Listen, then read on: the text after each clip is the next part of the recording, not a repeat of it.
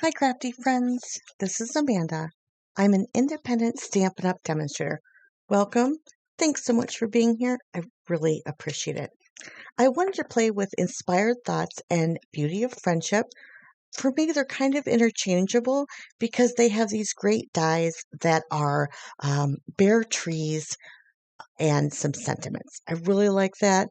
I like the 1, I like the 4, I like the foliage that you can put on it. I really like these sets and I really enjoy the sentiments as well.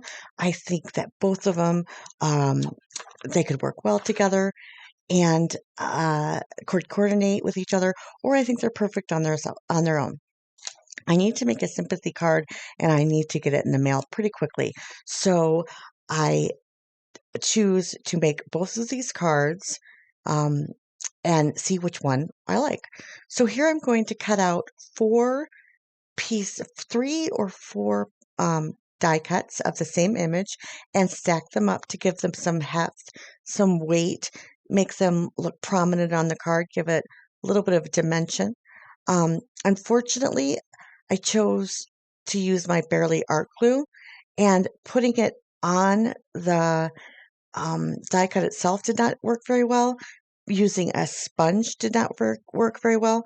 This Barely Art Glue does not stay sticky when it's dry, and this was drying really quickly.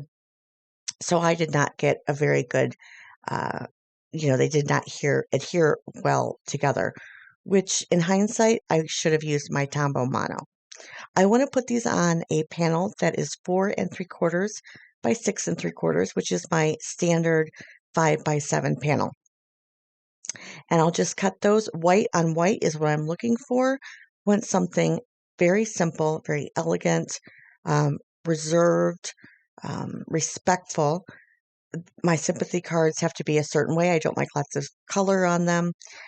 And so this is as far as I got. Okay, now where do I go from here? I did want to use these birdies. They're the die cut that come out of the Beauty of Friendship. Cute little birds. But when I cut them in red, which is the first color that I, cut out, I thought, oh, this is a great Christmas card. But that's not what I was going for. So then I tried them in Pacific Point and I thought, yuck. Okay, so maybe I don't want to use these at all. And I thought, no, Amanda, you need to get the sympathy card out. This is a great set. Let's just see where this goes. So I took out the Inspired Thoughts, and I love this sentiment. Sheltering you with love at a time when words fall short. So I chose to emboss this. I wanted to use copper because I thought copper was a little bit more muted, not so flashy as gold, but I could not find my copper embossing powder. So I thought, well, then, copper embossing powder or gold embossing powder, perfect gold bird. Boom, boom. All right. So I don't even have to worry about a color. I also want to emboss I'm Thinking of You from the Art Gallery set, and I'm going to do that on a black strip of paper with white embossing powder. So first I'll use my anti-static powder bag, prep my area, and then I will spend a few moments making sure that um, my stamp is perfectly straight on my block. I found that is the best way for me to get a straight sentiment on my card. One and done. And this trick always works for me. Spend a few minutes getting it straight on your block, and then it's just natural to stamp a straight sentiment. I'm going to stamp that down with Versamark, ink up the stamp and stamp it down with Versamark, then coat it with my gold, unfortunately, embossing powder because I couldn't find my copper, and then dance my fingers underneath it to remove any excess. And then I need to find a dry paintbrush to wipe off all the little bits that, that didn't go away because I don't want to flick it. Because every time I flick it, I get too much embossing powder off of where I need it. So the only paintbrush I could find was this fan paintbrush. So silly. So again, I'm going to ink up my sentiment, stamp it down with ink it up with Versamark, stamp it down, and use white embossing powder. Now I pour on tons of it, then tap it off, and then put it back in the container.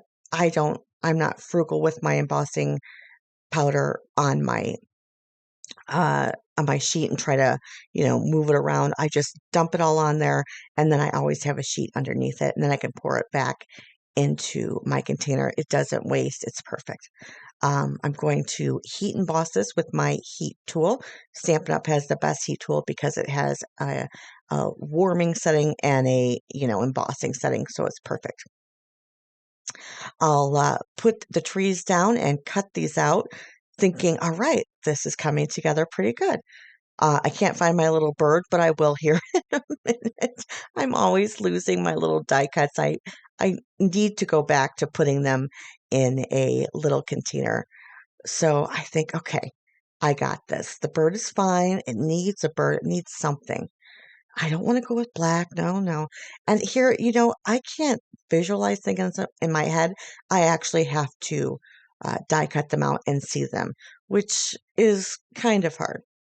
This piece of black paper was actually just a scrap, so now I'm cutting it very thin. It's just going to cut out my sentiment.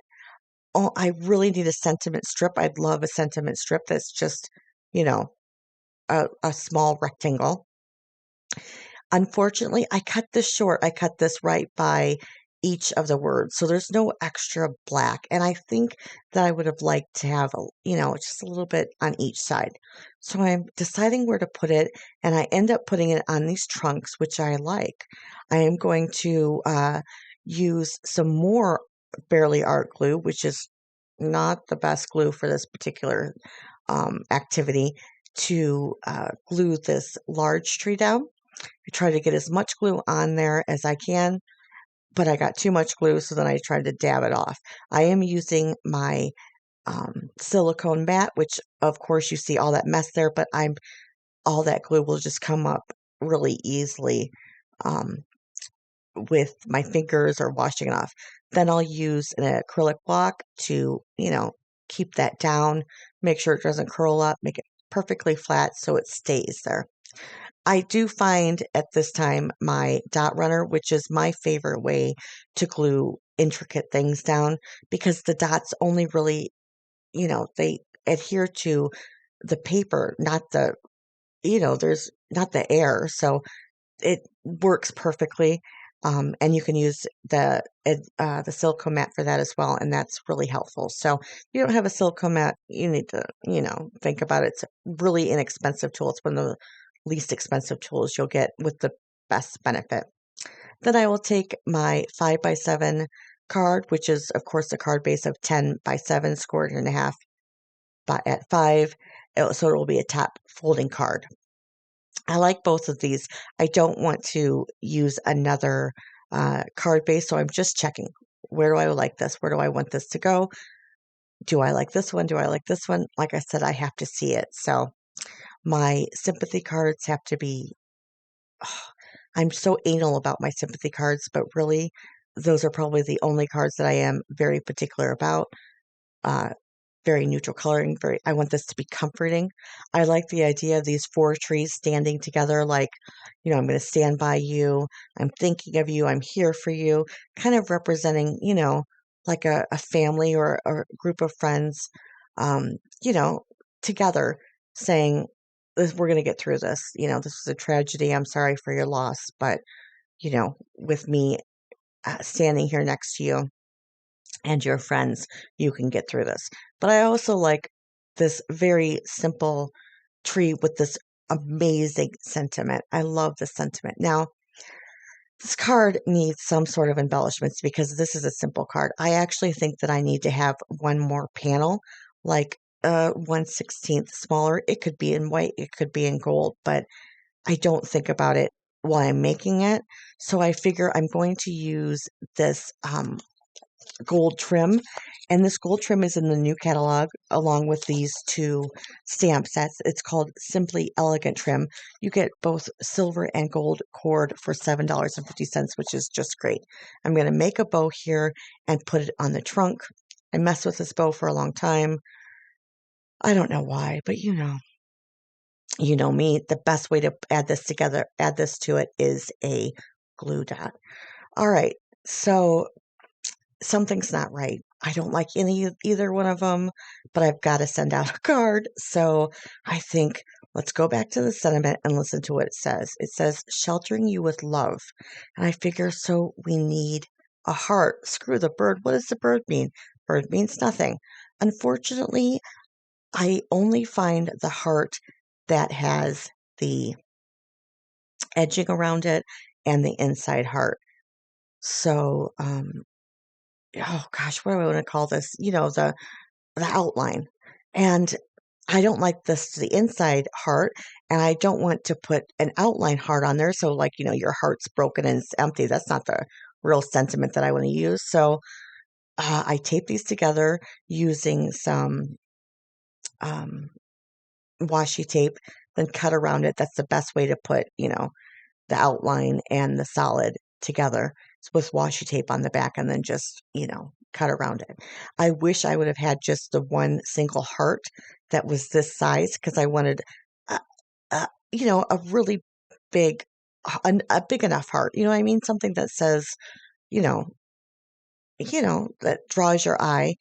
Um, and I like this big heart. And in some ways, it could represent the fact that your heart's really not broken. Yes, you know, there's this outline, and you think your heart's broken, but really it's not. And we're going to figure this out. I will pop that up with some foam sheets and cut that to size because, of course, I'm using these and not buying dimensionals until I get them. I do end up putting the ribbon on the trunk with the glue dot. So, what do you think? Do you like it? Do you hate it? Tell me what your preferences are for sympathy cards. Do you like them to be a little bit more colorful? Do you like them to be muted? Or you don't have a real particular choice? Let me know what you think in the comment section below. I have been crafting, even though you haven't seen my cards. I have lots of different cards coming up for you. I've had a couple of poor weeks and I haven't been able to, you know, get on YouTube and share them with you, but I have a couple um, of videos ready to be edited, and I can't wait to share all the good things of this new catalog. You guys have a blessed day, and I'll see you soon.